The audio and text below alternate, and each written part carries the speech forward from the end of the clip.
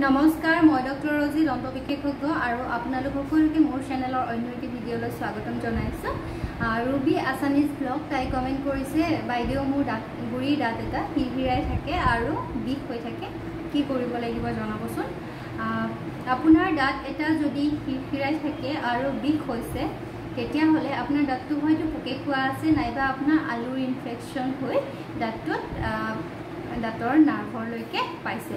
তো সেই গতিকে আপোনাৰ দাঁতটো যদি হিৰহিৰাই থাকে বা বিষ হৈ থাকে তেতিয়াহ'লে আপোনাৰ ঘৰৰ কাষতে থকা যিকোনো ডেণ্টেল ক্লিনিকত গুচি যাব। তাতে আপোনাৰ ডেণ্টিষ্টে যেনেকৈ এডভাইচ কৰে, মষ্ট প্ৰবেবলি যদিহে দাঁতটো আপোনাৰ বচাব পৰা যাব, তেতিয়া এক্সৰেখন কৰি চাই যদিহে দাঁতটো বচাব পৰা যায় তেতিয়াহ'লে তাতে ৰুট কেনাল ট্ৰিটমেণ্ট, যিটো দাঁতৰ হীৰাৰ ট্ৰিটমেণ্ট বুলি কোৱা হয়, সেই দাঁতৰ হীৰাৰ ট্ৰিটমেণ্টটো আপুনি যদি কৰাই লয় তেতিয়া আপোনাৰ দাঁতৰ হিৰহিৰণি আৰু বিষটো ভাল হৈ যাব।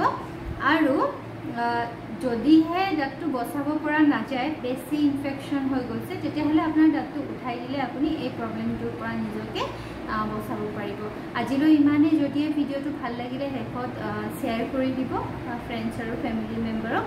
আৰু আপোনালোকৰ যদি কোনোবাই মোৰ চেনেলটো ছাবস্ক্ৰাইব নকৰাকৈ চাই আছে তেতিয়াহ'লে অনুগ্ৰহ কৰি ছাবস্ক্ৰাইব কৰি ল'ব, যাতে মই দিয়া ভিডিঅ'ৰ ন'টিফিকেশ্যনবিলাক আপুনি সময়মতে পায়।